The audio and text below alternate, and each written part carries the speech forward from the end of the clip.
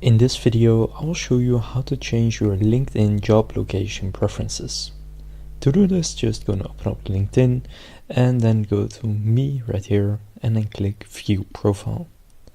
Now what you want to do is just click on Open to Work, which if you have it enabled will show right here, and click on the edit icon. From here you have the different location types being on-site, hybrid or remote. Now you can first just choose whichever ones you want, and if you have on-site enabled, then you can also choose the on-site locations as well as the remote location. So for example, if you are moving and you want to change it to a different city, just click on add location, add the city or country that you want to work at on site.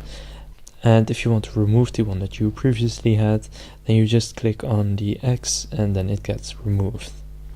So after doing that, just go and click Save, and now your job preferences have been saved and you have updated your location preferences. So now you know how to change your LinkedIn job location preferences.